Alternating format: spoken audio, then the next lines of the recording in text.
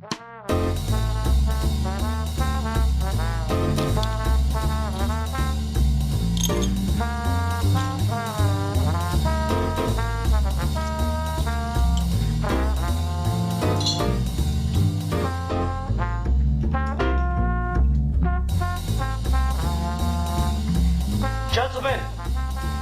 the time has come once again to discuss things.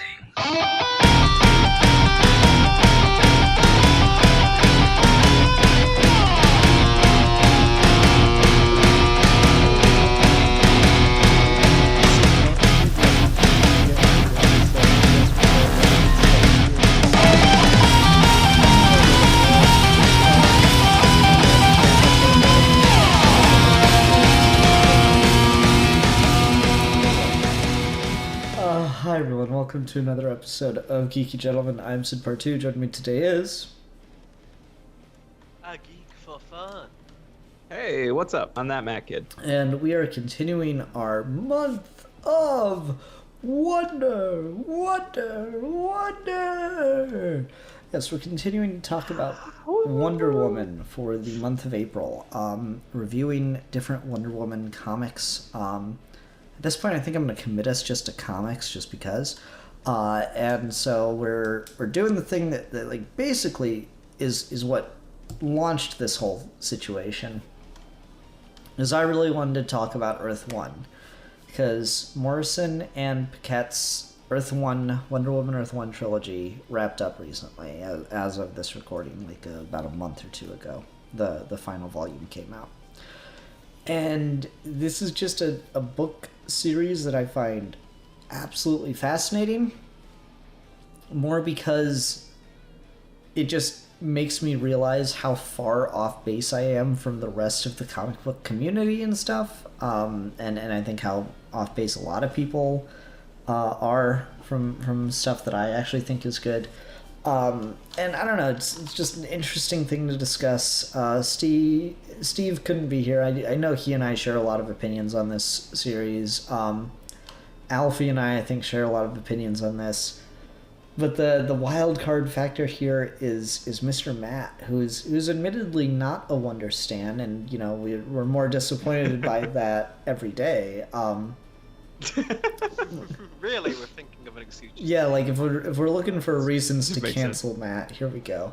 Not Wonder Woman stan. No, but like so we're you know, Matt's not super into Wonder Woman, and I was curious what his reaction to this would be. So I'm really curious, Matt. What do you think of the Earth 1 trilogy? So I'll say this. I totally now understand why people hate it. I totally get it. This is an unapologetic book that is so fucking bizarre at times and just so fucking out there. And I totally get people reading this and having this like gut reaction of like, oh, I would not want this to be main universe Wonder Woman. I do, like, this is so radically different. I totally get that. Having said that, I very much enjoyed my time with this, despite being a little flabbergasted and a little bit lost at times, and having to go back and being like, wait, what? Did I fucking read that right? I love how unapologetic it is. I love how much it just fucking is just like, because with Morrison, with what Morrison I have read, their whole thing seems to be, let's just take this to the furthest fucking extreme possible. Because that's what they did in All-Star Superman, and that's what this feels like to me. So I don't know that this is necessarily like what I would want main universe Wonder Woman to be, but I'm very happy that this exists as an exploration of like the natural endpoint of a lot of the ideas surrounding Wonder Woman. And I know a lot of this is to on some level explore the ideas of Wonder Woman's creator. I don't know a lot about that what is here to me, I quite like, and enjoy. I especially like book two. Book two is I had a fucking blast with book two. So yeah, I like it.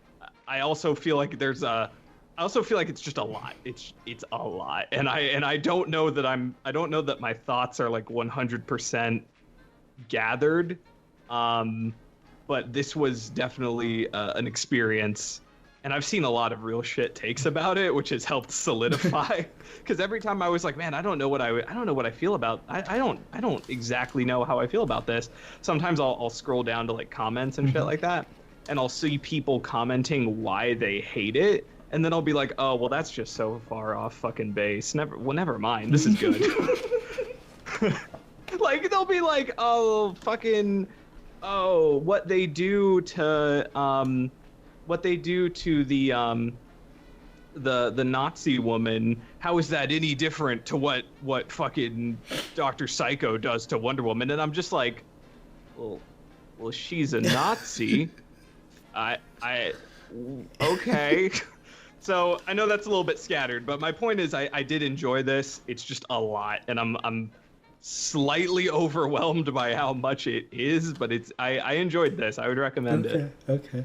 Yeah, I don't know. This is one of those things like I remember I read this and I was like, I'd been so excited for it, at least volume 1 when it first came out, that I read it and I devoured it. I'm like, okay, cool.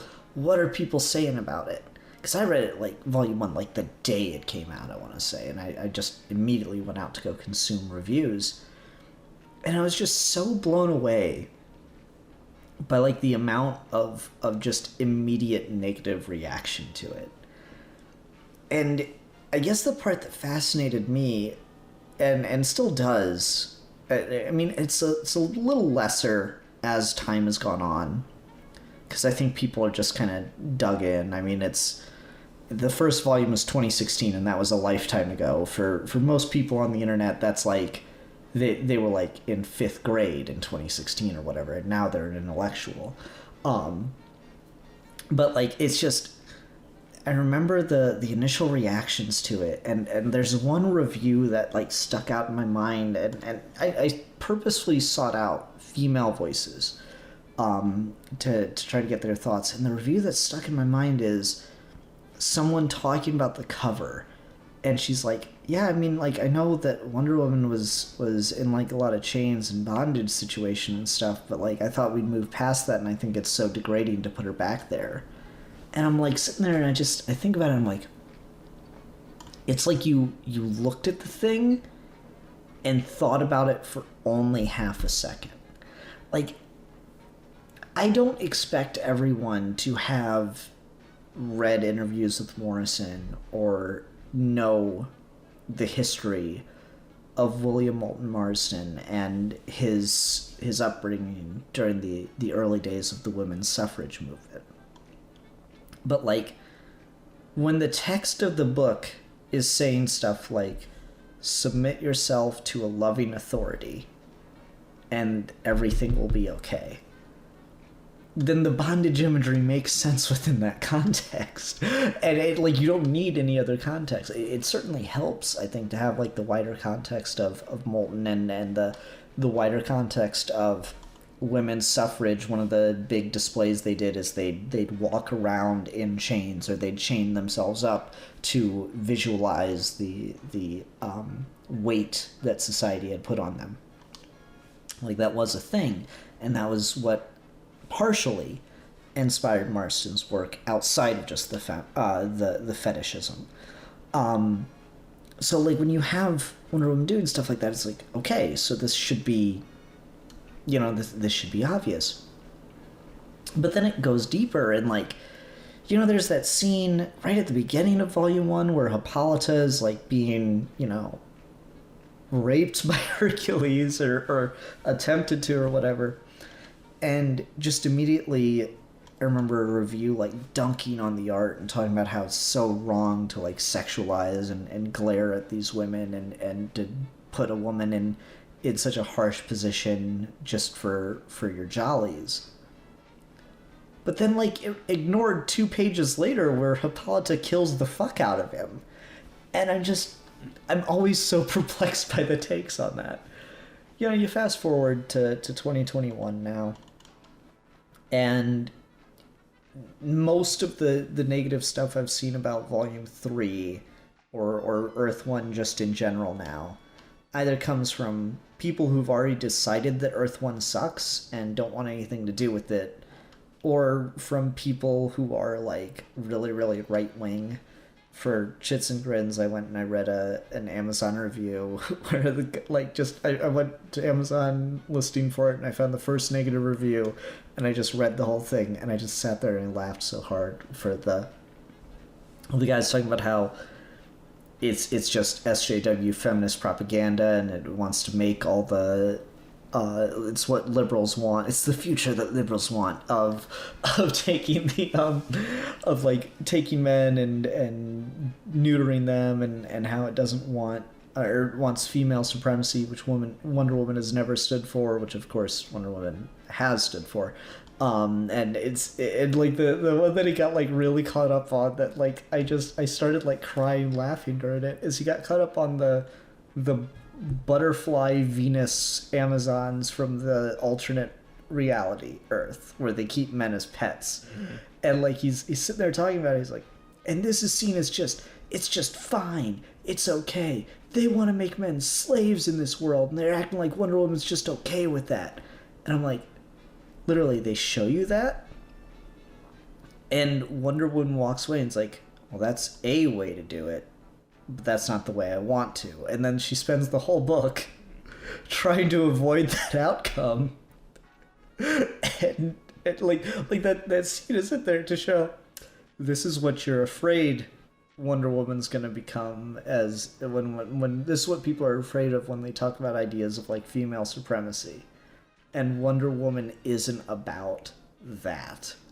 So what does she mean? And then you get the vision of what a Wonder Woman Wonder Woman leads the future kind of world looks like, you know? It's just so fucking funny that like so the thing I've noticed about Wonder Woman Earth 1 is it doesn't matter how blatantly everything is laid out. People just beautifully miss the point. Like it reminds me. No, go for it, please. I when I was reading book 3 was the one where I was just like, because like what I liked about this trilogy is that it just gets like more and more batshit with like every book. It just gets fucking crazier and crazier. And like book 3, I remember reading the comments on that one specifically, and it's exactly what you said. People are just like, oh, so like Wonder Woman mind controls the world, and it's and people are like, no, she explicitly does not mind control the world. That's the whole point. And I'm just like, it reminds me of like last Jedi, like people being like, oh, fucking Luke trying to kill Ben. I'm like, no, he didn't. That was it's like this purposeful Mandela effect misremembering of the book because you're filling it in with your own fucking bias. And it's amazing that you can like get to the end of book 3 where Etta is going over like all these exciting plans they have for the future with the holiday girls or whatever, and walk away from it being like, oh, Wonder Woman fucking mind controlled the world into a dystopia. I'm just like, you had to purposefully not read this. Alfie, what's your thoughts on Earth 1? I mean, I give it the highest praise I can. It's all-star Wonder Woman, right? Like that's what this is. This is all-star Wonder Woman. This is one piece. I did a reread of it as a whole 1 to 3 for the first time in anticipation for this review, because I had read the first one and I read the second one, and when I read the second one again, I read the first one. But then when I read the third one, it was only recently as well. But I did that in isolation. And I hadn't read the other two in like a couple, maybe even a year at that point. But this was the first time I read it all as one. I'm like, I hate Grant Morrison. How are they so fucking good? like, how do you do this Twice. Like, this book's perfect. Like, this book is perfect. This book is a fucking masterpiece that will be looked back on and just like, oh my god, they cracked the code of Wonder Woman. This is how you do it. They ended the unendable story. Again, I hate it. They're too smart. Like, they did the perfect thing where, like, we didn't do Diana in the mold that of the male mold, right? Of like the male hero. Like, Diana isn't King Arthur. She's not Hercules. She's not the strong hero coming here to conquer, or even to like liberate, or like revolution. Like, you maybe think, which we set up at the end of Wonder Woman Volume 2, is like she's not. She's the mother figure, which becomes quite literal when we get to the end of this. It's not the eternal mother figure. It's like the cyclical mother figure. It's Earth. It's nature. It's the story of Wonder Woman isn't something that rises and falls. It's eternal. It comes in seasons. There's an interview with Morrison where they talk about it, how they deliberately wanted to go against, like, okay, you look at the Big Bang as the idea of creation. It's a very masculine idea of creation. Like, there's a huge explosion and then life.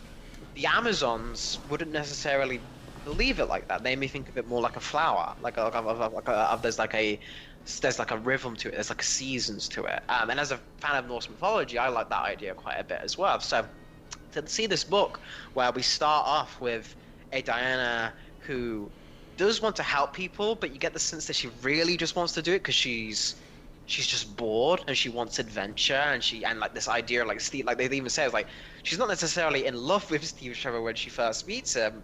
It's just an excuse to get off the damn island and to stick it to her mom. She's very much the teenage girl who needs to get out of this damn house because her mum's driving her crazy, even though her mum loves her, but her mum was also super protective and has her own expectations for that. And we go through the course of the first book dealing with Diana kind of getting the shock of man's world, where like there's that great scene when she's in the hospital and she's like, how could you be doing to these people? Like, their stories are untold, and it's such a great introduction to like, where is the first place we send Wonder Woman to a hospital and she sees just death, which is the thing she would never have known before in her life. It's like so smart.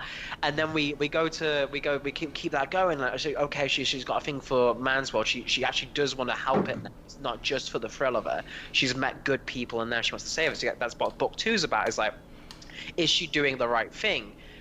Is Marston's agenda right? Like, will it work? Is there like an inherent level of toxicity to it? Can we overcome that? What does it do with other people who won't change, who refuse to change, and the kind of like sabotage from within and denying the fates, and kind of like the Empire Strikes Back of like the trilogy, where like everything kind of goes wrong and we're forced into a situation with war because of Psycho that Wonder Woman doesn't want to do.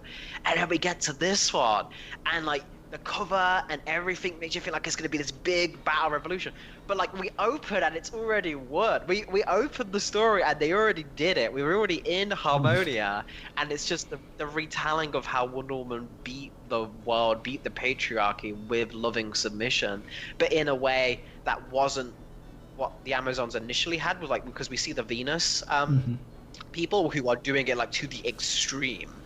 And Diana doesn't want that, and she changes it but keeps the core tenets of it, and we end up in a future where like Steve Trevor's like this grizzled immortal kind of guy who's leading like the peace force, and then like there's a council that rules it from all different genders and creeds, and what looks like to be even a couple of non-binary people in there, which, given Morrison came out before, like from while they were doing this book, it makes sense that they'd be on board with that, and what like we have to think of like Themysciras for everybody, everything.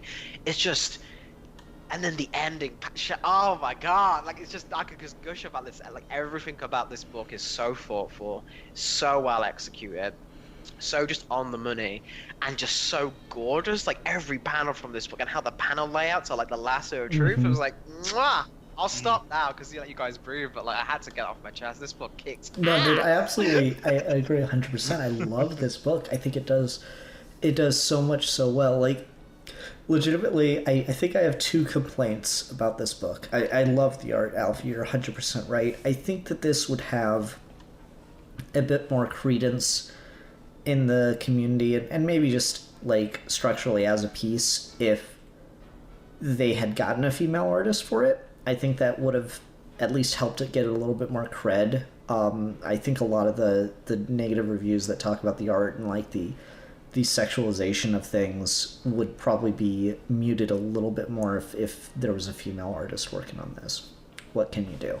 Yannick Paquette still turns in just amazing jaw-dropping artwork with every panel. I love the design of like the invisible jet in this. It's so good. Great art. But I think that's probably my like actual serious complaint is they probably should have gone the extra mile and gotten a female artist for this.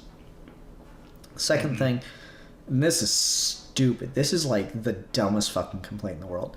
Do either of you guys have this book physically? All 3 volumes? No. The first 2 volumes. Okay. So you know how the Earth 1 line has like that cool like black textured like side border for the title section as opposed to like a top border for the title? Okay. So like each volume gets progressively less bumpy to the feel. And that makes me sad. Because I like the bumpy feel of the textured side panel, and it gets progressively less. It's been like 10 years, right? Of like since this has been going at this No, I point. mean Wonder Woman Earth. Like DC's printing Well- thing has changed. Well, Volume 1 has it, and that was 2016, and so now you're about 5 years later, and it's still there. They still have the bumpiness, but it's not the same. It's not as like I'm literally feeling it right now. I don't know if anyone's getting like some ASMR, but like it's I'm like, oh. the bumpiness. Like that's seriously like what I like complain about. Like I fucking love this book.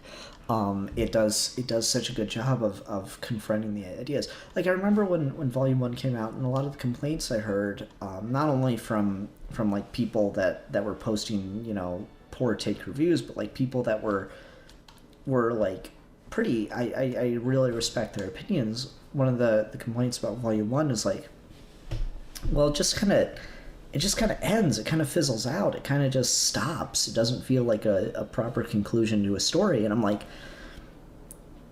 I think there's actually something brilliant about it because it's built that way. I think the end of Volume 1, where it seems to be building to this confrontation with Medusa for like Wonder Woman to fight Medusa and save the day or something. And in the end, she just like surrenders to the Amazons. It's like this huge subversive moment. I think that like kind of prepares you for the way that Volume 3 works. Because Volume 2 is the one that leans into it the most. Volume 2 is the one that like, that's setting up that there's going to be a confrontation between Diana, Themyscira, and Man's World. That like this is not going to be happy-go-lucky. This is not going to work out. She's not going to be able to just be here. And that's the one where it does deliver on that promise, because by the end of Volume 2, there is a war. But Volume 3 is like, okay, so here's this war, and we've established that Themyscira is this absolute juggernaut of technological advancement. It's like Star Trek going to war, like the civilizations in Star Trek going to war with like Civil War era America or something just they're completely outmatched on technology. And you have Wonder Woman like looking into conquering. You have fucking Artemis there's like, fine, we'll spare the so-called good men of this world, but say nothing of their balls. Like it's straight up like this really brutal, bloody conflict, and then it doesn't deliver on that, and that is by intention. It's trying very, very hard not to lean into the very masculine idea of conquest, of defeat, of superiority. It's leaning into the idea of what does it mean to submit to someone who truly does have your best interests at heart? What works about that? What doesn't work about that? What's scary about that? And again, I really like the whole section with the Venus girls, where it's like, you read that, it feels very uncomfortable. It feels very scary. And you have frickin' Psycho come around the corner and he's like, this is why we're afraid of you. I'm like, yeah, that is what people are afraid of when you say stuff like female superiority. is they're afraid of that. And so what do you do with that? And you show how an irrational a fear it is, how over the top and crazy it is. It's the butterfly women and stuff, you know? Mm-hmm. Yeah, it's funny to me that anyone thinks that that's Diana's endgame when the book goes out of its way to show you two different viewpoints on how to handle man's world, because you have the butterfly women, and then you also have Artemis very quickly saying we just should fucking all men and all men. And so we end up Wonder Woman kind of going back and forth between these two, and realizing that, you know, she's not wanting to do either of these things. And so the book goes out of its way to tell you that it's not about killing or enslaving all men. So you almost have to be reading it in bad faith to take it that it's saying that in any way. But yeah, so I mean, I agree with a lot of that. Good. That's right. Lovingly submit to me. Well, and I will say I do like one thing that I agree with what you're saying, how the climax of book 1 prepares you for how book 3 ends. I like this, like even without that, I do just like the subversion of building up to a big punch fight with the Gorgon and then nothing, like no violence really happens in the first book.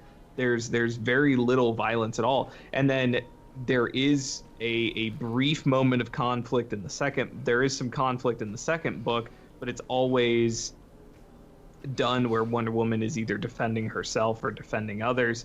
And so even subtle things like that, I mean, the book goes out of its way to not show us that, like, the what do you call her, the murder princess Wonder like it goes Woman. out of its I love way. Murder Princess Wonder Woman. She's my favorite murder princess. It goes out of its way to show us the opposite of that, to show us the Wonder Woman who only uses actual physical violence as a last resort. And in a way, she really only uses it because she's in man's world that almost necessitates that sometimes. That, like, man's world is not equipped to allow her to handle these solutions non-violently sometimes. It's really good. I really like it. In terms of, I'm gonna ask you this, Matt. Yeah. You've seen like the the Wonder Woman movie and like other origins for Diana, right? Like you said, you've read the Rucker run. Yeah. What did you think of this? In just like say, just like the first volume as like a Wonder Woman origin compared to the others that you've seen, just on those stuff. It's not meant to be. It's meant to be like the entire life. It's beginning and end of Diana. Like when you look at it like as a whole piece, but just in terms of what the Earth 1 series was pitched as, if book 1 came out and it was just a Wonder Woman origin, what were your thoughts on it? If like book 1 and then also like the first half of book 2 was kind of like, here's our Wonder Woman origin story, and then here's kind of Wonder Woman's day-to-day life, except we're not going to take it to that extreme where like a war happens. We're just going to allow Wonder Woman to this kind of be her status quo. I'd dig it. I would be perfectly fine with that. I like a lot of what's done here. I particularly like, and this is the only thing I can think of that's done this with Wonder Woman, I'm sure something else has, but this is the only time where I've seen where like the Amazons are actually technologically advanced, and I really love how Themyscira, like Paradise Island, like I absolutely love the aesthetic of it. I love the way that they actually do have high technology. I like that her first big interaction with people really doesn't have any sort of violence or anything like that. She gets to really kind of experience man's world without it just being about her like going out and murdering people. So I mean, if Earth 1 came out and was like, this is her origin, I would be fine with that. And I like a lot of it, and I especially love what they do with the Amazon. So yeah, no, I would be okay with it. Again, having only, I mean, I've seen Wonder Woman's origin probably more times than I've seen any other like story featuring her. But I like it a lot. Because I think that's interesting as well. It's I actually will say, just as an origin piece, I do prefer something like Legend of the Wonder Woman or even like the Rucker Run as like just a like beats to cover it, but that's because they're designed that way. Like they're designed to just be the origin. Like this is not the origin is like almost like Morrison's Action Comics run or like their Batman run, where like the origin is part of it, but it's not the focus. It's just like we want to show the beginning, and like the encompassing an entire character means you have to, like with Batman we have to show yes, Farah will become a bat, and with Superman you have to show like the Krypton exploding. Wonder Woman you have to show Steve Trevor landing on the beach. Like it's just something you have to do if you're gonna be inclusive with that character's mythos.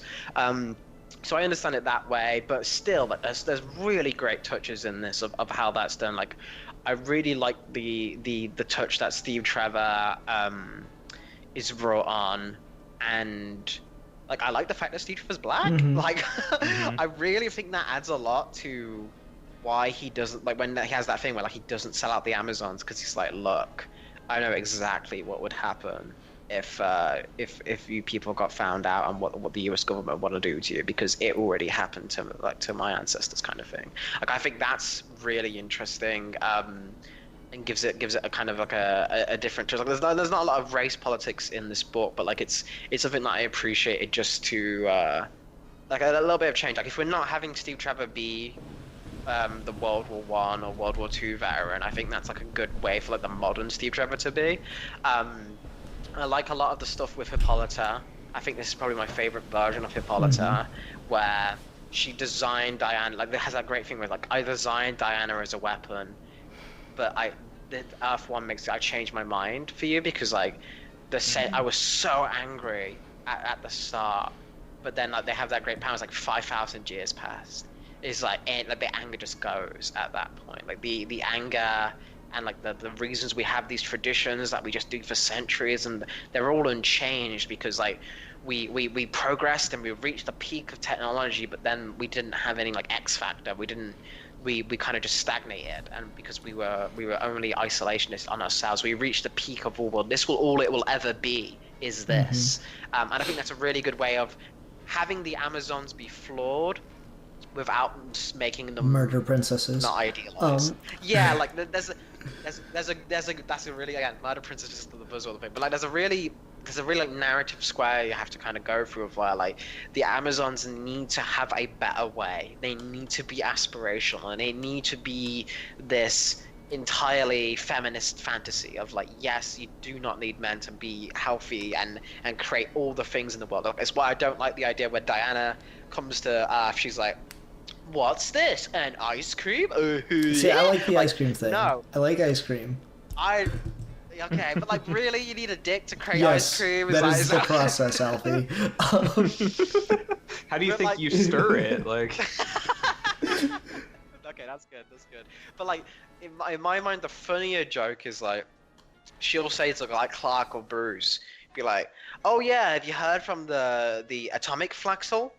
And they'll be like, "What the fuck? What's that?" And he's like, "You don't have one of those here? Oh, I'm so sorry." Like, I think that's funnier because again, that's kind of like the idea that she's so far beyond that, or she might as well almost be from the future rather than the past. Like, it's this really interesting way. So yeah, I'm with you on that. I love the Amazons being technologically advanced. They could still have the dressings and trappings of the Amazons, but like they don't need to be using fucking spears and like at least like make them like in advance kind of shit. I think is a cool way to add a new twist to them.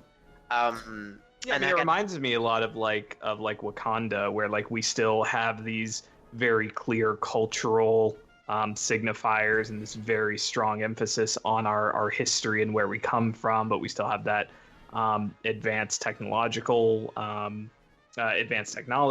And I actually kind of like that. I don't know why we've never done that with the Amazons before. Like, that's It's been done on and off. It's one of those things of like, Wonder Woman is arguably the most mishandled character in comics. So you get a lot of very conflicting takes because of course not everyone reads everything. That goes to the Marston thing, is he didn't necessarily have them be like super technologically advanced, but they've been up there before. one of my favorite things is like, you know, Steve Trevor's jet crashes, and then they're like, okay, we got to take him back to Man's World now. And they're just like, and Steve's like, well, what are we gonna do? Boat? Like, my plane is in tatters. Oh, we fixed it. Like, there's been moments like that in comics that I just adore. I think one thing, if we're talking about this as a Wonder Woman origin piece, and this is, I guess, my third complaint, probably underneath the serious, you know, slap in the face that is the textured cover.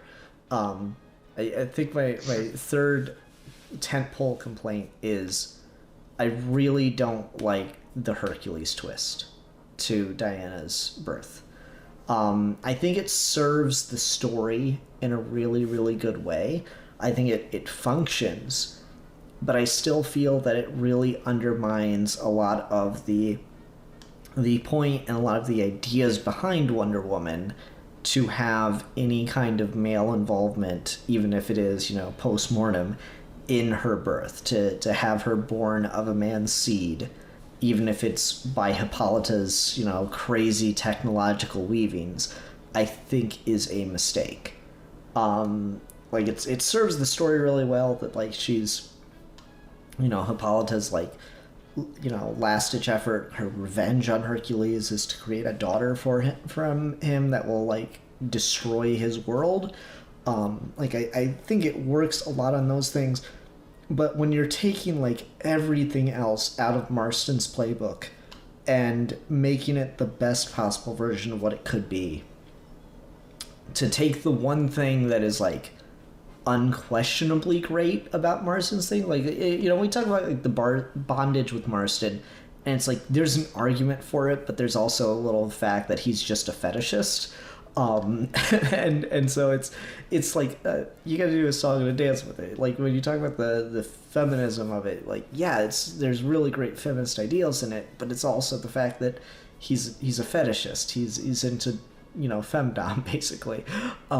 There's like a song and a dance, but the one thing that is, like, undeniably great about Wonder Woman's origin is that she is a female character that is created without any male involvement in universe, at least.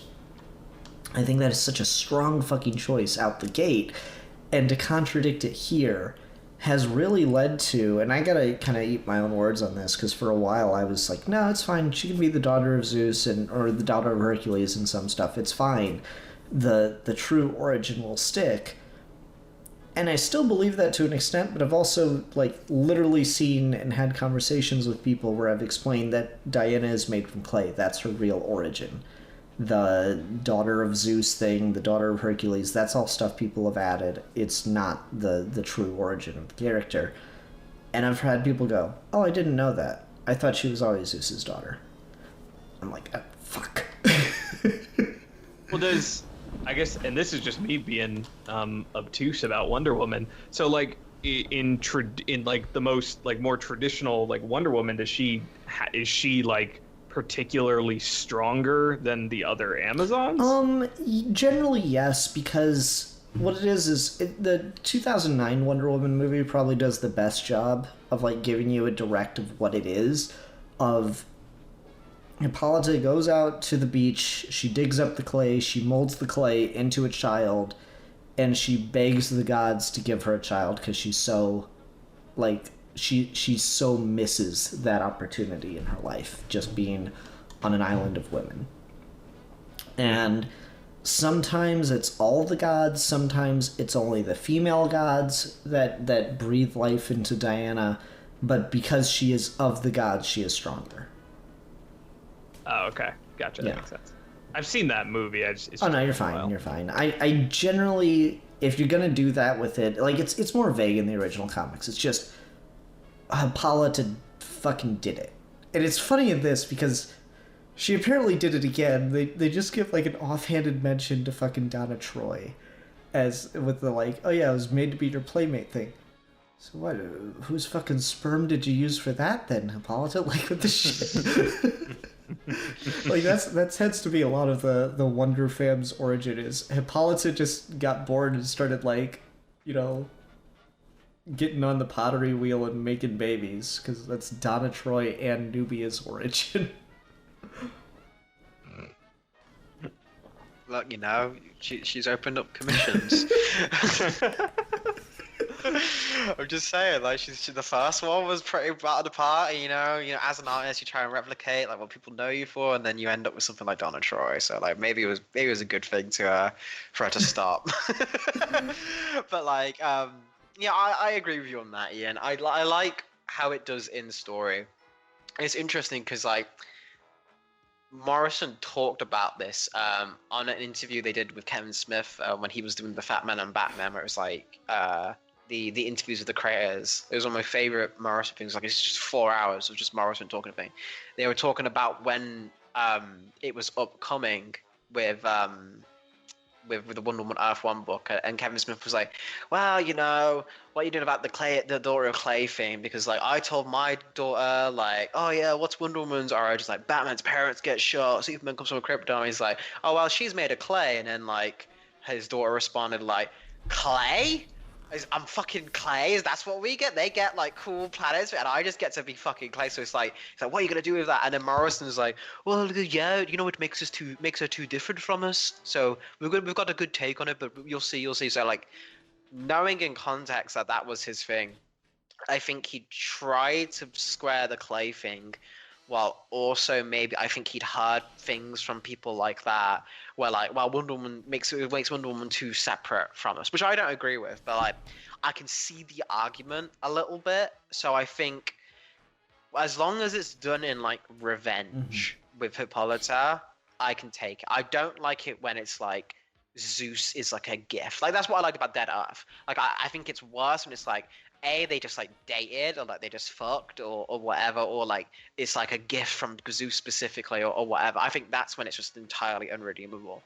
But when it's like Hippolyta's like, no, I still made it, and I made it using your fucking things as like the ultimate like thing. I think in that case it's like, I still don't prefer it, but it's like, all right, you're trying to still say something with this. You're trying and use a way of like recontextualizing the patriarch and using its powers against it, while giving Diana kind of like something that makes her neither Amazon nor mortal kind of thing. It's something that makes her entirely her own thing. So I can see the reason for it, even if ultimately I am on your side on this, Ian, where I would prefer if it was just hard-lined daughter of clay brought to life by Hera kind of thing. Like, I'm to the panel where they talk about it in volume 1, where there's the lie that Diana is just clay. And so Hippolyta starts off, she says, "It feels like a morning long, long ago. I knew you when you were nothing, daughter. When you were only a dream I had." And Diana says, "I was a clay figurine. Your art and the magic of the gods brought me to life. I know. That's all I'll ever be. Dirt that imagines it's alive. No, you're my wonder child, Diana. Gift of the gods. I'm not a child, mother. This play you indulge in is perverse. Play, there's no play here. You are my daughter. I made you. For what purpose? To be an eternal, unchanging princess on your fantasy island?" And like, there's your what you were talking about, Alfie, of kind of like the rebellious teenager side of things. But like, I do think it's interesting how the clay origin has been like kind of dunked on, because I know that Gail Simone's Wonder Woman run has the story of the Circle, which is like the Amazons that got pissed about Diana. And they call her like the monster, the clay, like some kind of, horrible thing that's been ruining the Amazon way of life. And like, I know there's been other stuff, because we can never decide if Amazons have children or not. Because there's other stuff where Diana talks about like, oh yeah, the other Amazons on the island called me clay growing up. And like, I don't know, it's been dunked on a lot, and I feel like people miss the majesty in it, because, I mean, that's cool mythic shit. Like, the idea of, oh, clay, that's all we get. Like, no, you just gotta fucking, like, build it up more. It's like, oh yeah, well, Wonder Woman, her mother was the leader of the greatest society in the world, and yet she was sad that she didn't have a daughter. She wanted more, but there was no men to make one. She'd sworn that off. So she created her out of clay. She sculpted her, and then the gods breathed life into her, and she was pure and perfect and had no stain of the world that came before. And I think that's the interesting thing, because I feel like that would, as much as the Hercules stuff does help function in here, I think you'd be able to get more out of it if you did go with the clay thing, because the Amazons have a really interesting function as we talk about them being this super advanced society, in that no matter how advanced they are still from the world that traumatized them.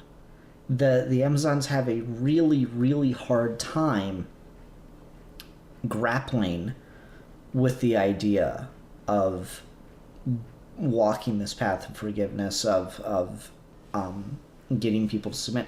That, like, they talk a big game, but they're still so hung up on the trauma of the past that they have a very hard time looking beyond that.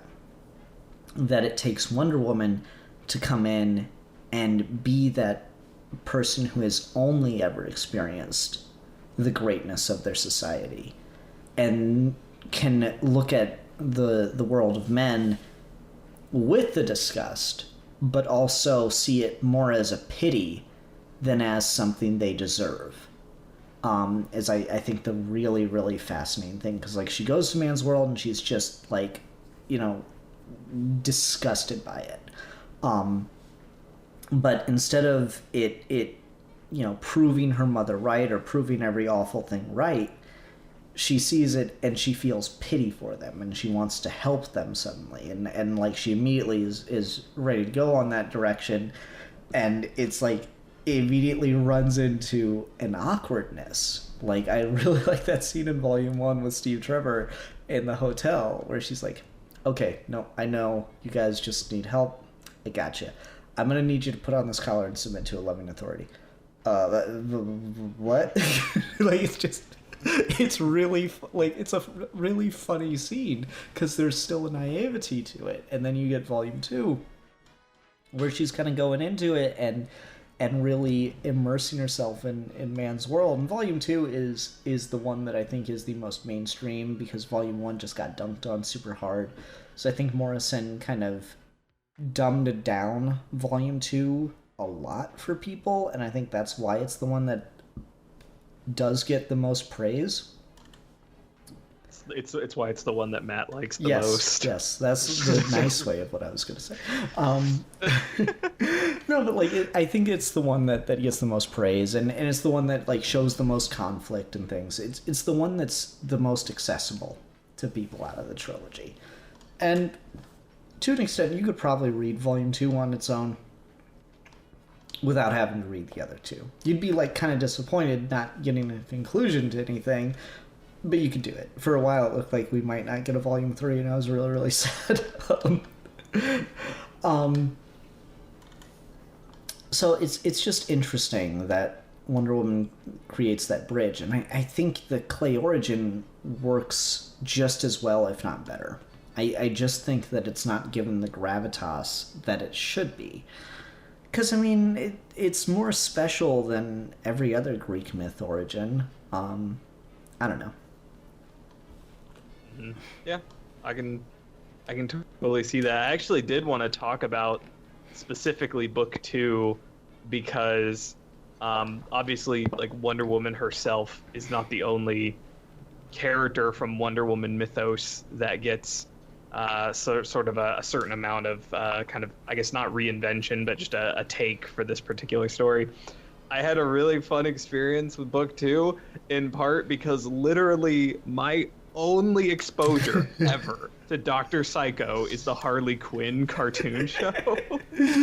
Like, that's all I know about him. That's literally it. I've never heard of this. I had never heard of that character until the Harley Quinn show.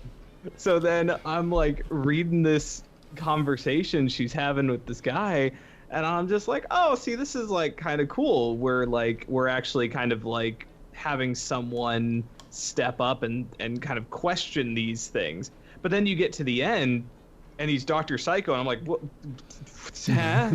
And you go back and you read that exchange, and it's so interesting because there's so much like, whenever he questions her ideas in that exchange they have, there's like always deflection and like whataboutism, and like, no, he's not really presenting solutions of his own. He's just there to like, he's gaslighting. Cause this like, yeah, exactly. Like he's just there to question her. He's just there to question her for the sake of it, and like cause her to question herself. And exactly. And so when they got the reveal that was Dr. Psycho, I was fucking, because I have no idea. Like literally, my only exposure to that character is the fucking Harley Quinn show.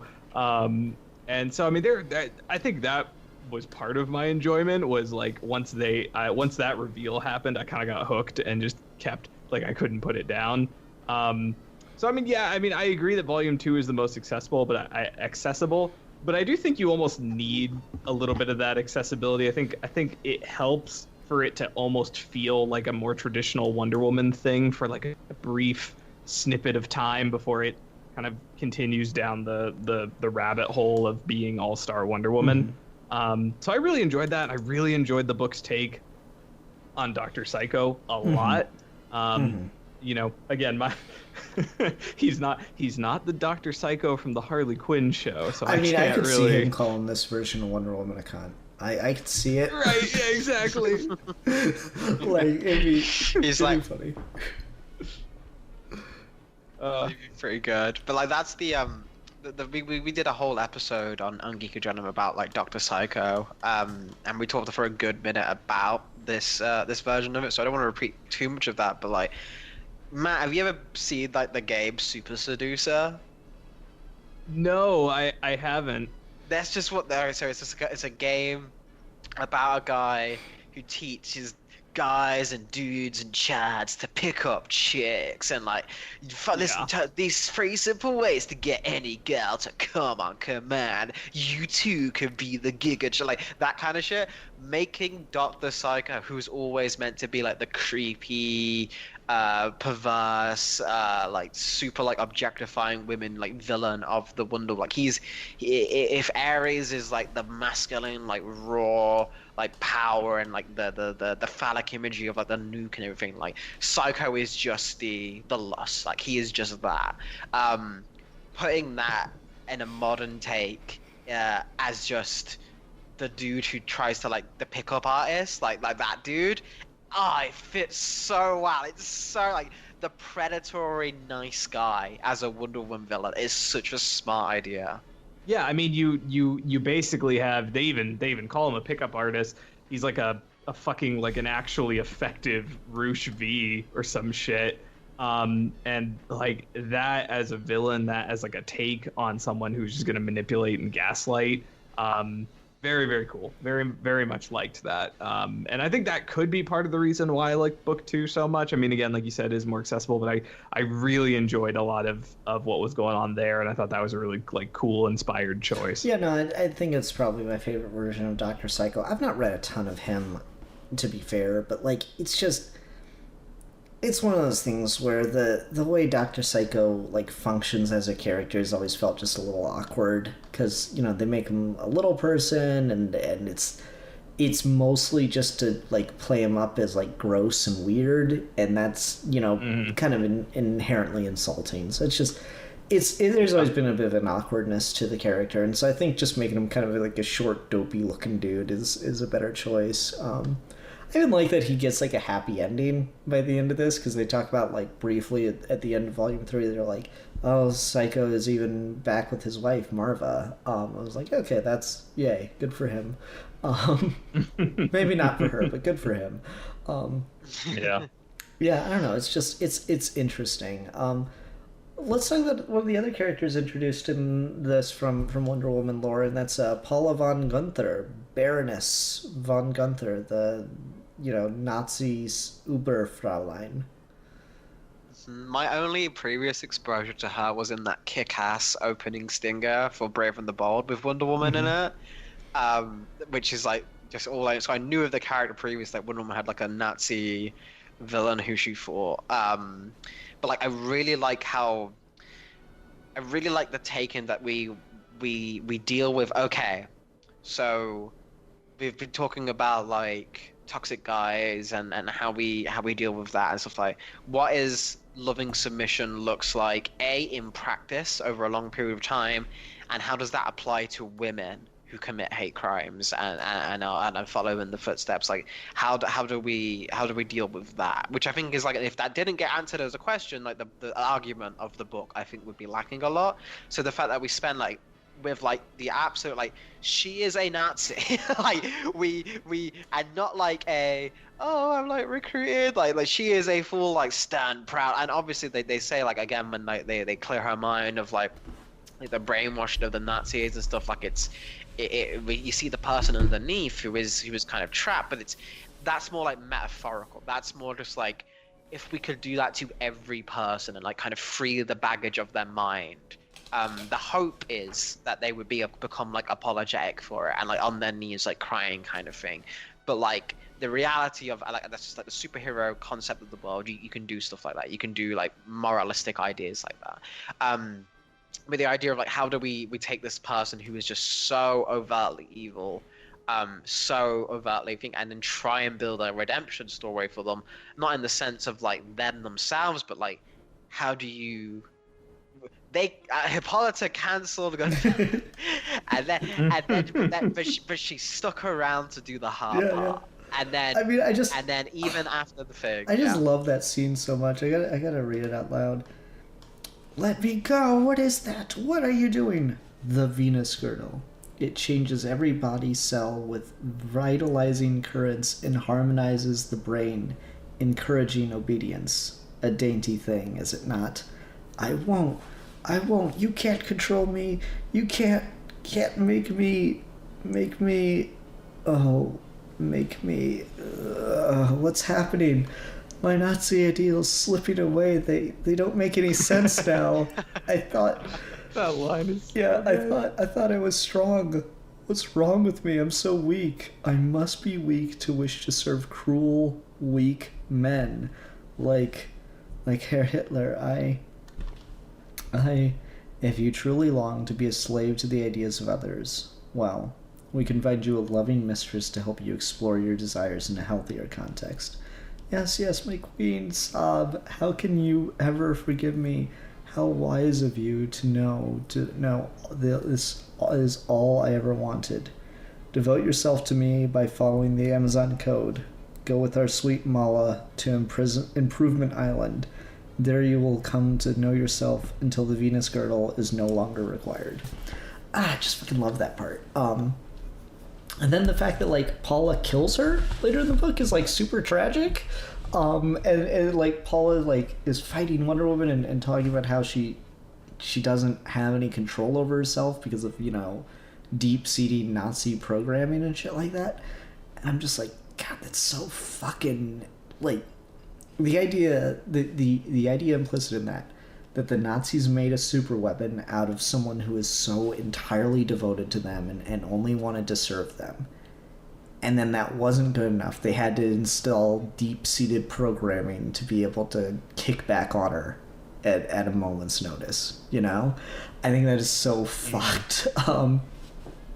And again, it's just so good that, like, you see the philosophy in action with her.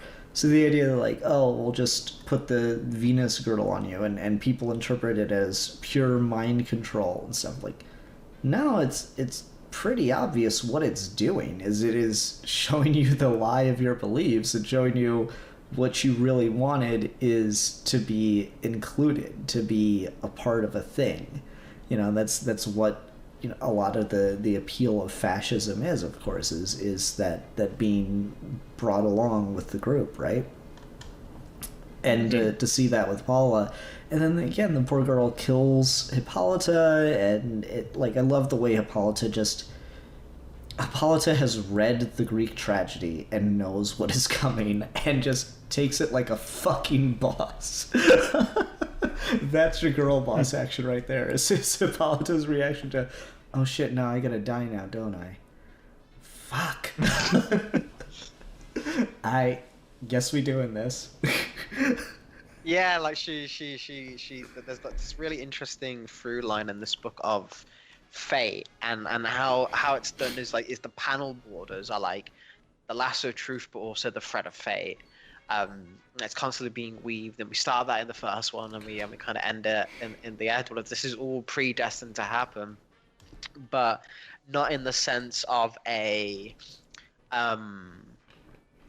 it's like the description of like how people view like faith, right, is like the God's plan in like a Catholic sense is like it's a beautiful tapestry. We can only just see like the small parts on the ugly side. Like we can't see the full thing because it's just too above us. It's like us as the readers can understand the threads of fate because we can flip back through the comic book, we can see the end, and we know we can reread it again with context. Like it's that kind of book. It's like these events are predetermined. No one can change their paths, and I really like that whenever someone consults with the fates, we don't see it. Like Hippolyta goes up onto the mountain and then she comes back down and she's kind of like staggering, and she has the answers now of like what's going to happen later on in the book.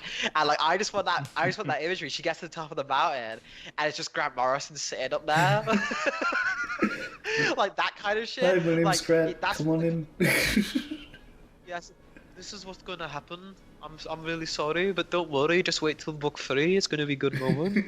And she'll get it, kind of thing. It's that kind of book where like we're dealing with these characters not just in a mythic sense of tied by fate, but also just tied by their destinies as creatures of story, as creatures of myth. And Hippolyta does the thing that she can do in that sense. She doesn't try and fight it. She lovingly submits to it. To death, because she knows this is just how it's got to be. This is just how it will have to be for Diana. This will be the shock and kind of the motivation she needs to do what she needs to do, and it will be okay. I can't escape this. There's no point. So she accepts. I will not hate you in anger, gunfun, like none of this thing. And then Diana does the same. And then Diana literally, and when you get to book 3, literally dies and returns, very similar to All-Star Superman. When Clark meets Jor-El, and like they had that speech which Zack Snyder took with like they can be great people, Kal-El, but they wish them to be, kind of thing. Wonder Woman has that exact same thing later in the book with Diana, with Hippolyta, sorry.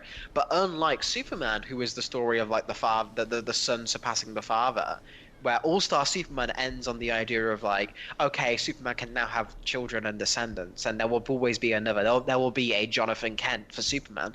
Wonder Woman doesn't need that. Like this book makes the argument that Wonder Woman doesn't need a kid because her kid is her mother, and her mother is her. And then we have that cyclical nature, which again is like fate, and it's different. It's a very female idea of that. It's like, I really appreciated how that was handled with this book, and how Gunther's character deals with almost like the bizarro version of it. Like she's like reverse Wonder Woman, where she's the Nazi male idea of creating a powerful woman who thinks she is purposing an ideal, but she's enslaved to it.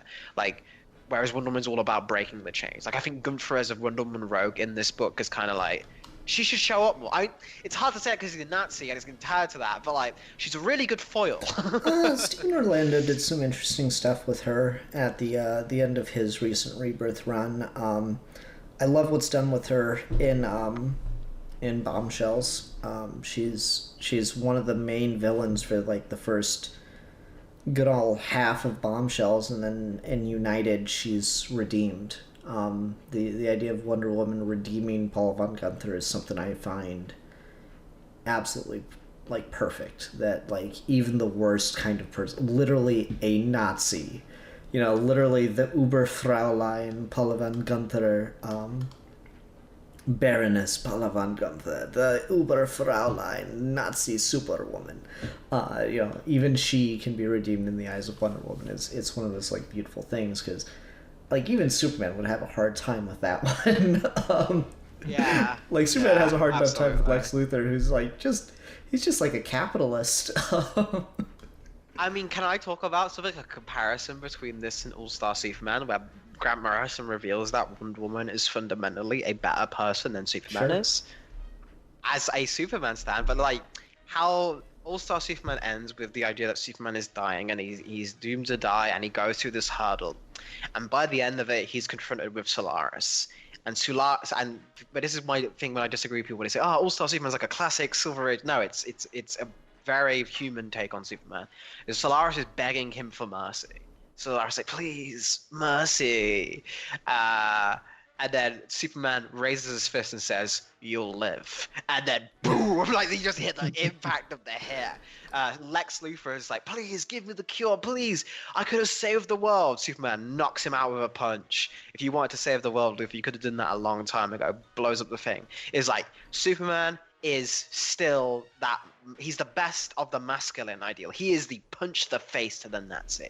Like Superman is that guy. Is like, we don't hate you, but we sure as shit aren't gonna let you get away with this thing, kind of thing. Is like, that's what Superman represents, and that's good and that's needed. But even the best of that is still a response from anger. It is still a response from not seeing, being able to come to that. Diana never falls to that this entire book, which I think is Morrison making a direct statement, because you compare it to Batman as well, and the Batman run, Batman feels it as well.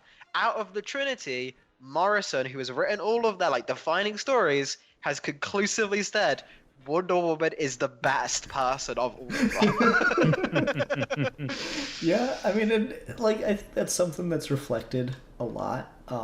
Because Superman's been dealing with like this thing for decades, honestly, of being seen as like too perfect, too unrelatable and shit. And really, he's not.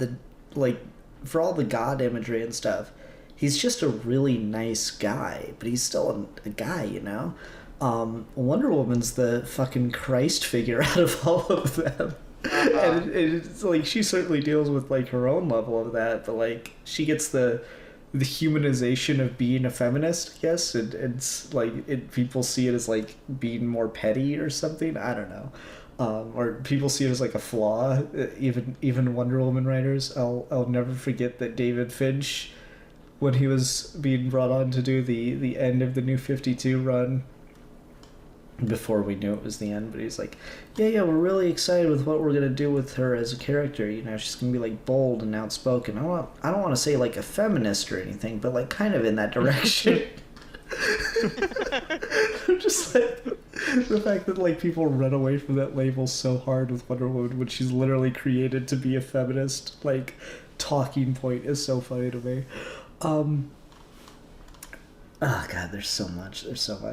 Let's talk about the Volume 3 a lot. We've talked, like, around it a lot, but we haven't talked much about it in and of itself. What did you guys think of the trip to the underworld? Because that's the part where I'm still kind of like, a bit on it. I'm actually gonna scroll to that point so I can give myself a little bit of a refresher. Alfie, if you have something No immediate problem. you want to say.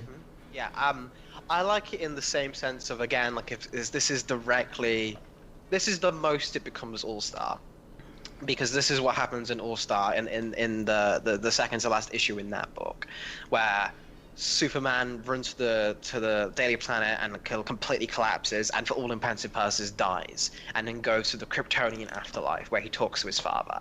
That is what Diana does here. Diana goes to the afterlife to try and find a way to save Hippolyta and to learn what to do from Hippolyta, because she doesn't think she can do it on her own. It's the part in the myth where the young hero at their darkest hour still needs the guidance of their fallen parents. Like, that is the one thing they wish they could have. It's a very human response of, like, you've lost a loved one or even a friend or a parent, or an elder seniority figure is no longer around anymore to give you advice, and the one thing you wish in this impossible situation is that you could just hear them give you advice one time. And in both stories, they're both denied. The difference is, when Clark does it, it's involuntary. He's just weak and he's falling, and the thing that gives him the strength to come back is when Lex attacks and Lois is in danger, and it gives him the strength to just come back for just one last bit. The long last thing is he love brings him back. which I just realized is another parallel because Steve Trevor brings back Diana in this one. But like Diana, when she does, is of her own choice, is of her own volition, because she doesn't think she's strong enough. She doesn't think she's good enough. And this is where kind of the idea of the Amazonian lone person, I think, is debunked fully by Morrison, because she does this on her own. She thinks she doesn't need anyone. That Wonder Woman has the idea, she's right, and she just needs to be correct. Like, she just wants to get her mother back. She's certain, and she gets in too deep. She fucks up. She plays with things that she does not understand. Like, this is not man's world. This is the afterlife. This is bigger than you can possibly comprehend. This is not a version of the afterlife you've seen in other Wonder Woman stories. This is eternally cosmic and crazy kind of thing. And like, she's fucked when she gets there. Like, she's going to die. Steve Trevor gets her out of it, and I think the argument it's making with that is that the success of Harmonia in the future, this is why someone like Steve Trevor is important. This is why the idea of the man is important. It's the idea of the healthy masculinity, not in the sense of I'm going to save you for myself, or I'm going to put myself out there for you, but like when you get in over your head or you need help, and she literally goes through grief over her mother. Like, she delves into the depths of her. Like, you want to look at metaphorical, it's just like dealing with mourning. What gets her out of that is that Steve's there, Steve gets it, and Steve would die for her, literally, and that gives her the strength to come up. It's kind of like it's the justification for what man's world's purest version of love could be. It's different than Amazon. It's not necessarily better, but it's a good thing they have that saves Wonder Woman. And then she's like, okay, no, I know what to do now. And I think that's what the foundation is saying of, like, when we go to Harmonia, and it's different from the Butterfly Girls, and we see there's people on the council. Steve Trevor's still got a very prominent role in society. The man-hating guild is like completely ridiculous, and like just the completely lost faith of the thing is like the idea of the good man being there to help you is, I think, what that scene is about. It's the least it's still a feminist message, because it's like, again, Steve Trevor's meant to be a healthy masculinity. He's meant to be just kind of like he's almost a himbo to an extent in this thing. But like it's that idea of just like being able to save you and get you out of your own head and get out of grief is what I think it's going for. In the same way that Superman saving Lois Lane is what propels him to action, and what Lois does for Clark is what Steve does to Diana, kind of thing. That's the direct parallel for me. But again, I can understand where, like, it's definitely the part of the book that is the least focused on Diana herself. See, I don't even think, like, I didn't even think of it on that level. I think you bringing up the All-Star comparison is a really, really good point, because it's been years since I've read All-Stars. That's something I hadn't considered, and I think that makes it all work a lot better. I think it goes, I don't know, maybe it goes on too long, or maybe there's just something else about it. Like, that's part of the book that I think sat with me the least well, and not in a bad way. It's just like I'm still trying to get that part, and I think that interpretation helps it a lot. But I think there's a lot of time just spent in the underworld. Like, as far as like a page count goes, it's not like a huge portion of the book, but when you realize like how short these books are, it feels like more than it necessarily is. And so I can't help but feel like maybe it's just Morrison and Paquette wanting to, draw a bunch of cool shit in Hades for a second or two on the page. Like, I like the panel where, Wonder Woman's petting Cerberus is all like cute and fuzzy, and then she walks through the gates of Hades, and then Cerberus turns into Cerberus, Like, I can't help but feel like there's a lot of like that, of like, oh, this is gonna look so cool on the page, but it doesn't. But I'm not sure how much of that section is necessary. Your point, Alfie, I think really helps save the overall idea of what the scene functions for. I hadn't thought about it on that level yet, but I do wonder if it does go on for longer than it needs to.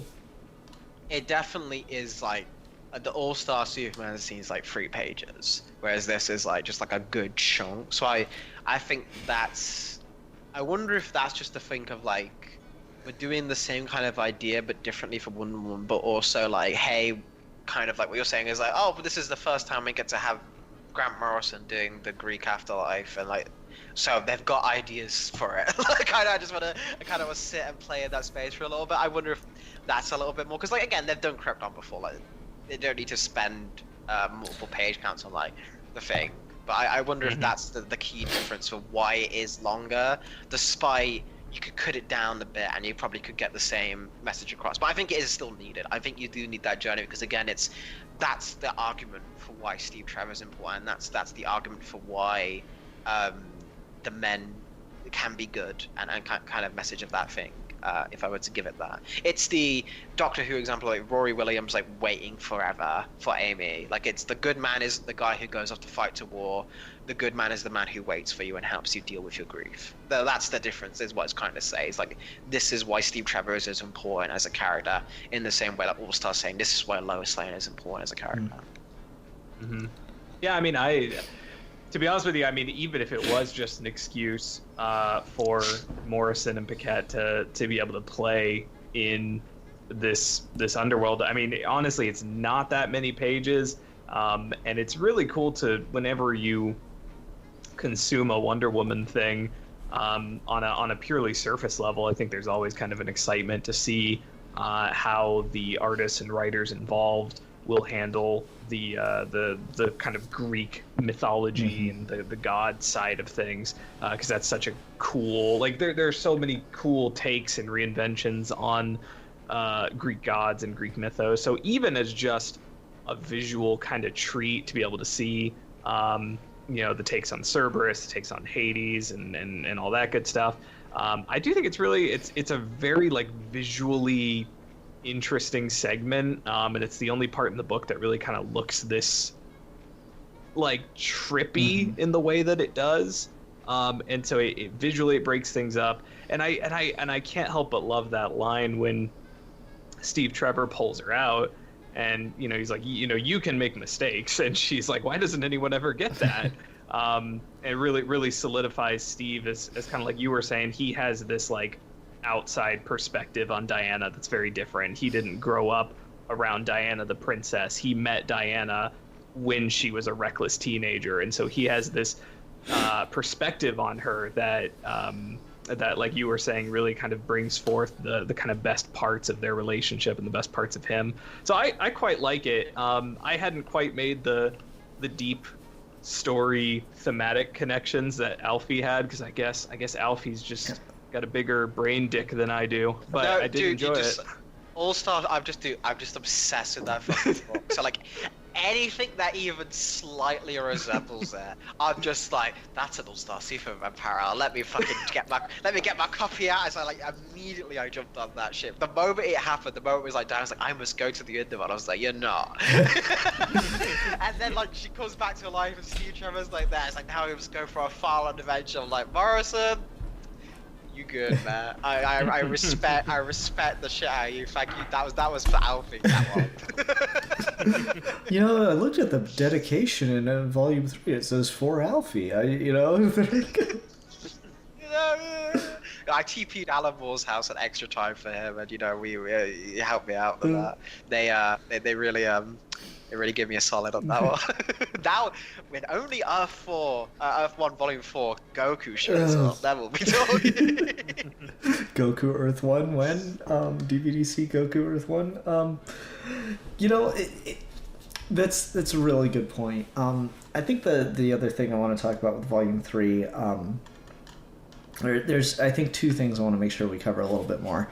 We've talked about Harmonia a little bit, so I want to get more into that, but I also want to talk about Maxwell Lord, and we were talking about the like advanced technology of the Amazons in this, and I thought it was really cool that like the built up like, oh no, army of robots named after Ares from Volume 2 is like they send them, it's like, oh wow, that was slightly inconvenient for half a second.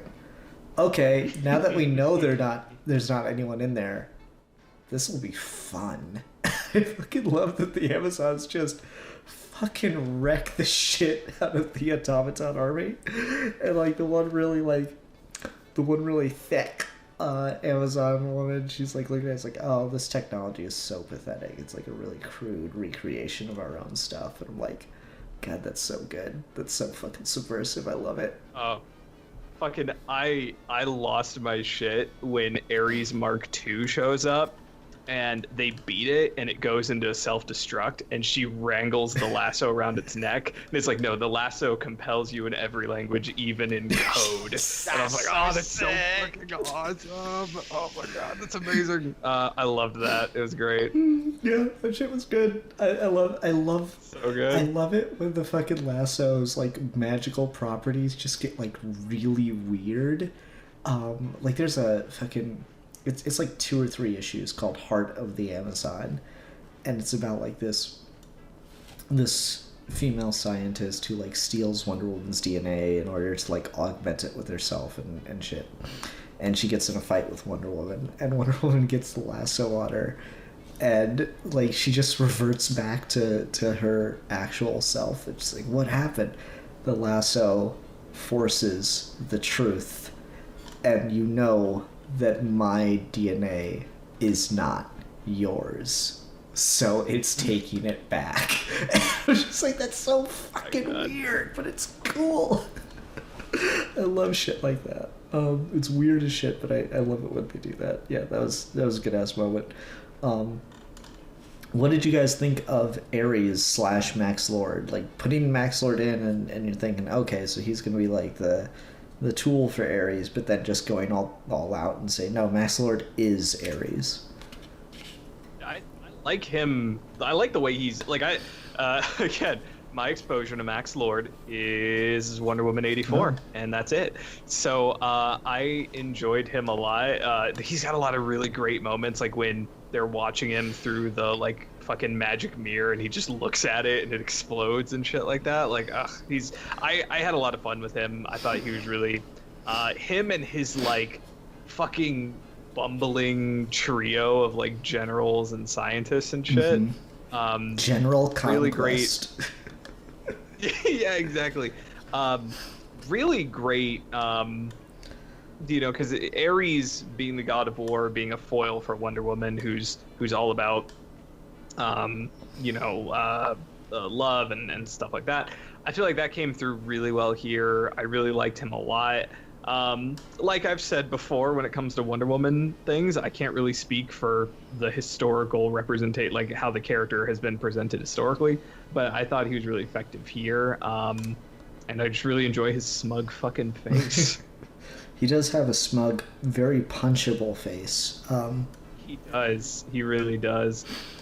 I like how, I like how, again, it's a subversion. You're expecting like this big climactic battle with Ares, and you do get it. You get like cool comic book action, but it's not the crux so much, you know? It's just like, all in all, Ares is defeated with relative ease. The real crux, the real like meat and potatoes of the story is Diana is fated to destroy man's world. That is the reason she was created by Hippolyta.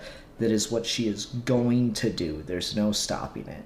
And I love the genius of, okay, I'm not going to follow in the footsteps of the Greek tragedies where a character is fated to do something and fights and fights and fights against it in order to not do it. But I just like that she gets really clever and is like, but I'm going to embrace it. I'm going to destroy the patriarchy, but I'm going to do it on my terms. And I think that's really clever, is like the most, you know, the most boyish thing that, like, just throw a bunch of fucking robots at you and that will stop you, like, is just swatted away. And they, like, the world responds with this immense show of force of just, no, like, you don't comprehend how far above you we are. Look, here's our island home, flying. We've been to parallel worlds. We are so far in advance of you, and we want to share it.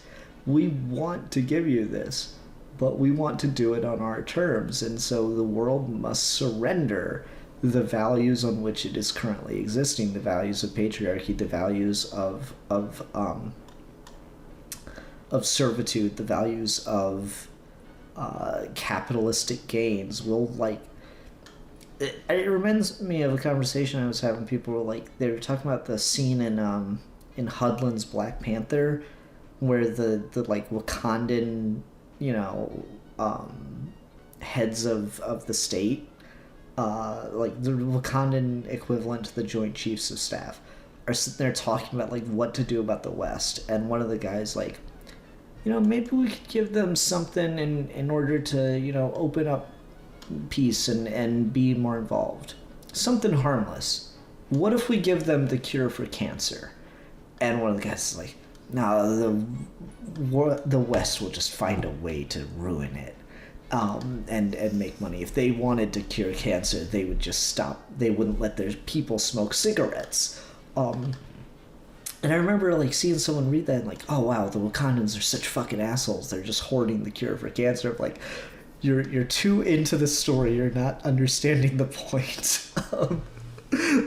Yeah, I actually love that scene where they're floating and they're like, no, we're not going to share this with you because you're just going to take it and you're going to exploit it. You're going to continue to rape our Mother Earth, as she says. And so I love that idea that like, no, we're doing this for your own good. Because you cannot tell me that if modern day America was given the cure for cancer by some third party, they would not either A, keep it to themselves, or B, exploit it by making it obscenely expensive, things like that. So like for this book to actually call that out, I actually thought that was really, really cool, and I really enjoyed that moment because I was just like, yes, thank you. Yeah, so I really, really, really like that stuff. And I think that, you know, just, again, Volume 3 opening with, and here's the flower base on the moon, and here's the, you know, one world society of Harmonia, and all this stuff. And let's talk about how the War of the Sexes ended 1,000 years ago today. Wow, okay, I guess. It sounds like a lot's going on here. And then I come back from it and think about the fact that, like, the very first thing I heard anyone talk about with Wonder Woman Volume 3 was one of the Wonder Woman stan accounts I follow on Twitter being like, oh, hey, Artemis showed up. Good, something to finally like about the Wonder Woman Earth 1 line. Okay. Just, God damn it, there's so much of a disconnect between this book and just what people think they want, I guess. Maybe if Wonder Woman just, like, I don't know, hugged someone for a panel, they would have enjoyed. But even that's bullshit, because there's fucking cool Wonder Woman moments throughout this entire series. Volume 2 opens with her playing fucking baseball and hitting a baseball into, like, a stadium across the city. That's fucking dope. Yeah, I don't know. I don't know why. Again, like it's such a. I think this book's gonna have the same thing, if not worse, as like again to bring up All Star Superman, but like All Star Superman isn't understood by the Superman fandom. If it was, we wouldn't be this fucking deep. Like again. Quotes from that book appear in Man of Steel. Like, if you want to talk about reading something and not getting it, like we're still dealing with people kind of looking at that as just like, oh, retro Silver Age like fluff is kind of the way it's looked at. And I feel like that's going to be that, but like 10 times worse. So how Wonder Woman fans will look at this book is just like, oh yeah, it had some cool ideas and the art was pretty, but like. Morrison's just kind of got high and didn't give a shit, just had all these crazy ideas, and I'm just not thinking of what the book's doing or what it's saying. Of like Wonder Woman literally solves the problems of the world and creates a utopia of free love and gender equality and racial equality, and like it's a fucking explicitly kind of like, yeah, this is communism, but like also but better kind of like shit. Like it's just like everything is like super good, and like it's the all woman thing. And again, what's awesome about that is like it's not from Morrison. This is Harmonia is a Marston creation. Like this, we did a flash forward 1,000 years in the future with Wonder Woman for president in the Marston run, and the Men's Party were the villain of that issue. And like this is just like going back to that and doing a modern take on it of like, okay, but what does that look like with a 21st century perspective instead of like someone from the 1940s kind of thing. Like how does that look now? And it's such a good idea. It's such a perfect endpoint for what Wonder Woman does as a thing. Is like Superman will beat the impossible, Batman will conquer death. Like Batman and Robin will never die. But there's always like with Superman, there's always that idea of like he can never get his home back and he'll always kind of be alone kind of thing. Batman is always that kind of feel like Bruce Wayne eventually will grow old and die or like die in battle. Like, yeah, there's Bruce always, like, Wayne this tinge is of, never like, gonna make it. Like, you know, Yeah. there's always gonna be, you know, someone else will take on the mantle, but Bruce Wayne will never see all of crime dead. But Wonder Woman, But Wonder Woman is a god. Like she's not an alien. She is divine. She is that. And as the Trinity, she is the only one. Is where everything is crumbled and not standing. She's the one who changes the world because that's what she's there to do. And it's right that she would be there to do. Because if Superman tries to do this shit, he's just gonna be called a fascist because he's just a white passing guy trying to impose his weird fun thought. And it's we lost Alfie. Oh no. Oh no, he was talking about Superman during Wonder Month. We cannot have it. He was banished to the Shadow Realms. I do think there is something to that. Like, I wonder if people view Wonder Woman in the same way there's that like pop culture view of Superman where he kind of has that Star Trek Prime Directive of like he's supposed to lead by example, not necessarily affect meaningful society-wide change directly, but more be that example for people to follow. He's got the Star Trek Prime Directive of like don't directly interfere, whereas Wonder Woman, I think this takes her to the natural place of no, she is here to actually make things better through direct action. And I'm not necessarily saying that that's what Superman is, but that's kind of the popular culture idea of Superman, that he does not, you know, he doesn't show up and take over the government and make everything better because that's not what he's here to do. But like Wonder Woman basically doing a story where that happens, that makes sense for her in a way that doesn't make sense for Superman. But I think people maybe view Wonder Woman as if she's like that. I don't know. That's a good question. If that made sense. No, I think I get what you're saying. Because again, it's weird because Wonder Woman's one of the only characters created with an intention. As far as things go, like, you know, Siegel and Schuster create Superman, and he's meant to be the champion of the oppressed. He's meant to be like a socialist hero, but they don't comprehend what they're doing while they're creating him. They create him to be like this cool beat 'em up guy, and he's gonna, you know, stand up for the little guy. That's really all they're trying to do, is just create a fun little story like that. They don't really lock into the mythic importance of what they're doing because they're really young. Right. Like, they're younger than you are now when they created Superman, if I'm remembering the timeline right. Like, I want to say they're like 22, 23 or some shit like that. Yeah. They don't really know what they're doing. When Batman's a fucking mess of fucking Bill Finger's, you know, good ideas mixed with Bob Kane's bad ideas, and like, you know, he's a Zorro ripoff and all this stuff. Batman's a fucking mess. His mythic importance is understood a little bit more in that they're carrying on a tradition, but they don't really know. Like, I don't think they're really thinking about it on that terms. They're just trying to create like a pastiche at that point. Marston's seeing all these comic books take off and do super, super well, and he sees the importance. He understands the importance, and he knows what's coming, and so he intentionally creates Wonder Woman to directly take on the ideas of this hyper masculinity that he's seen in these contemporary characters. He creates Wonder Woman as a response to them, and he creates Wonder Woman very particularly to prepare the world for what he saw as an inevitability, which is a female supremacist society. Because he was of the opinion that the world, like, you know, it's a trite, stupid, reductionist feminist talking point, but like, there would be no wars if women ruled the world. I mean, there probably would. It depends on the context under which they take power. Right. But like, it's one of those things like Marston fully like stood behind that idea. So it's really like Wonder Woman is a character I think created with intent in a way that Superman, Batman, and just a lot of other superheroes weren't. Wonder Woman was created with an SJW agenda. So yeah, it's interesting to think about. Did we lose Alfie like permanently? Does Alfie know we lost him? Is he still in the call? Yeah, he has definitely left the call at this point. Okay. I don't know. It's just there's interesting stuff to think about in that regard.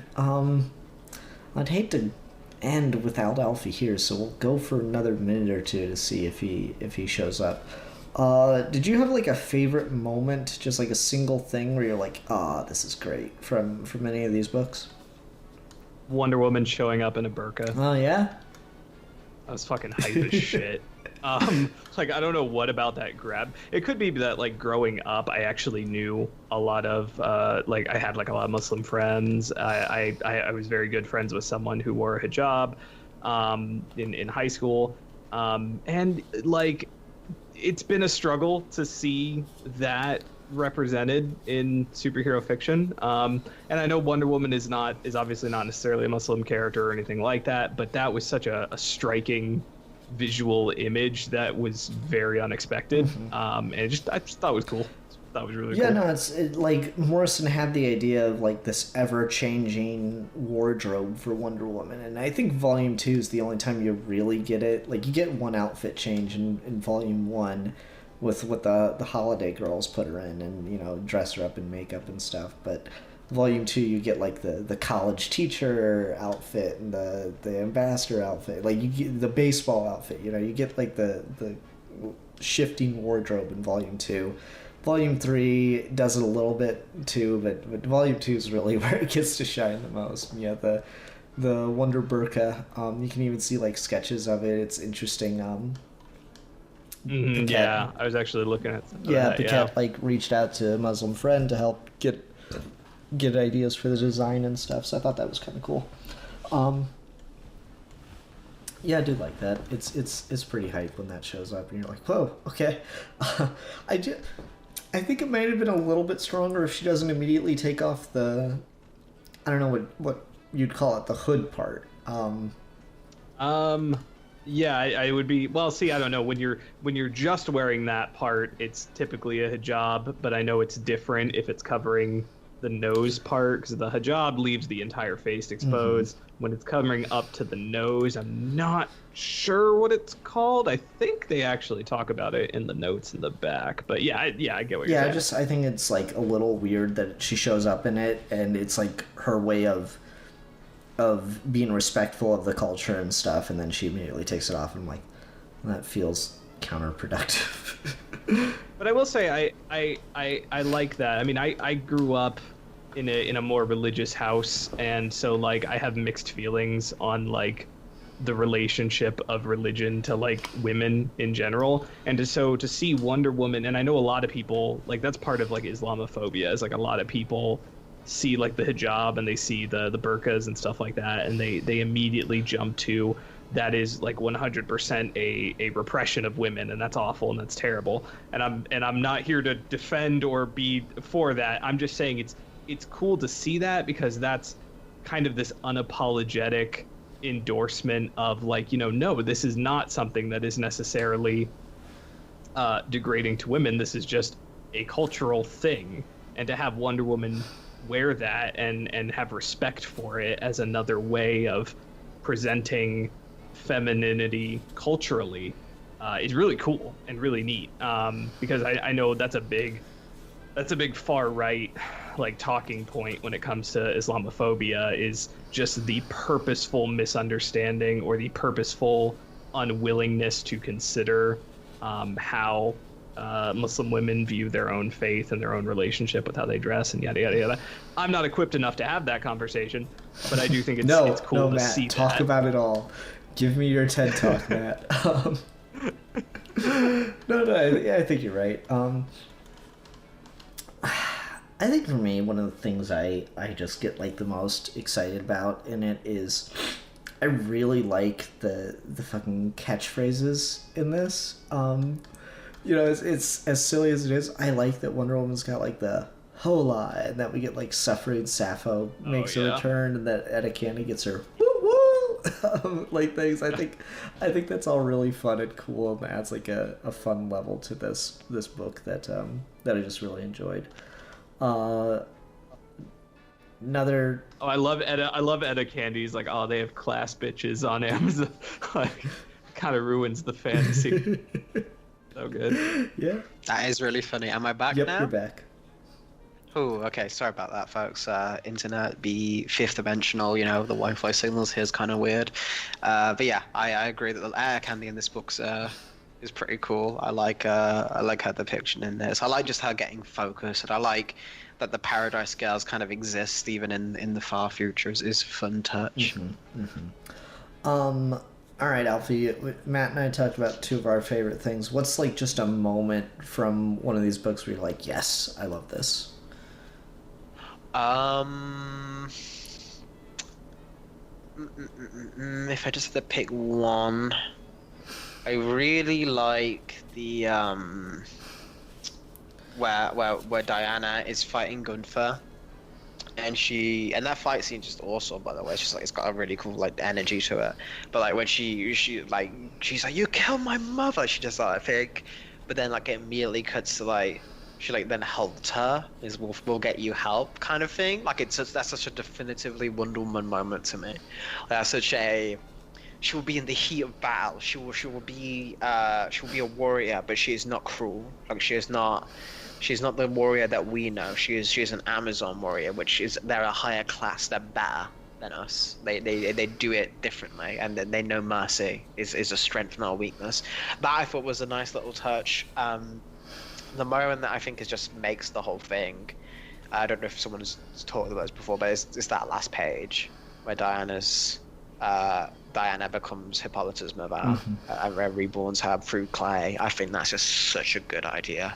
That's so genius. Like, and no one's thought of that before. It's so smart. No, I agree. I really like it. It's a good fucking series. Anything anyone else really wants to touch on? I mean, we've been going for almost 2 hours at this point, so we should probably wrap up pretty quick here. But any final thoughts before we go to ratings? They should collect this in one final book called Wonder Woman All Star Wonder Woman, and then like use like get pack it back and do I'd give her in the skirt costume. just redraw every panel with the skirt. And then they should get the comics. They should get the New 52 Action Comics run and put that in a giant omnibus. And they should redraw every panel of that with Superman in the Trunks costume. And then they should get they already did it actually with the Absolute Batman editions, which is why I'm saying this, because Barham actually did come back and redrew the flashback panels to have Batman not in the New 52 costume, in the Bronze Age like yellow oval costume. So I'm like, you've done it before, you fucks. And then just release it all in a tome and call it Grant Morrison's DC, so along with Justice League, Final Crisis, Rock of Ages, JLA, all that Green shit. Lantern, So I can just throw it in. yeah, and then just be like, here you go, here's DC Comics. Don't read the rest. What about Nightwing being a cop? No. We don't talk about these things. Don't read that one. No, just read his DC. Like, just if you could imagine, if I just a fucking like, it's just like a tome. So I'm just like, it's like, here's the entirety of DC Comics. Wow, is that really? He's like, yes. When's Goku gonna show up? Maybe add like a Goku one-off issue at the end for me. If you're taking requests at this point, but I just want the tome, and that's like a secondary one. Yeah, Morrison has now officially done, except for Aquaman, I feel like, a piece on the Big Seven Justice League members. Aquaman and Martian Manhunter. Gonna get some good play in JLA. Yeah, but like again, that's in JLA, like solo piece kind of thing. That's true. That's like true. that's Aquaman true. gets some cool play in JLA too. Like he's our voice for the beginning of Rock of Ages and stuff. Like if Morrison does, it doesn't have to be like this. It doesn't have to be a big grand graphic novel. If he just did if they just did like an arc of Aquaman and like a 4-issue mini of Martian Manhunter, I'd be happy. I don't need Morrison on those books for like a year. Just come on, do a statement on it, and then you're done. And it's Morrison. You know it's going to be like the densest, trippiest thing in the world. Like, Morrison would go like fucking ham on some old gods, H.P. Lovecraft, Aquaman shit, and go fucking nutso on like mind-tripping meditative psychic powers and shape-shifting with Martian Manhunter. And wouldn't take many issues to get there. Be a good time. Alright. Let's go ahead and go on to our scores. I'll go first and just be incredibly obvious. So this book gets, because I don't want to go too far against the grain, I'm going to rate it along with all the other reviews. I'm going to give this 0 out of 5 stars for its just awful treatment of making the covers getting less and less textury. This is the hill I'm dying on. No, honestly, it's an absolute 5 out of 5. Holiday Girl, fucking, I don't know, what would you call it? Outfit swapping scenes. Woot woot. Yeah, I'm right there with you. I think this is really, really good. As like a relative newbie to Wonder Woman, I see. I don't know that I would necessarily recommend this as like if you've never read Wonder Woman before. Here, read this. I don't know that I would recommend. That's true. That's fair. I guess that's fair. Yeah, you're right.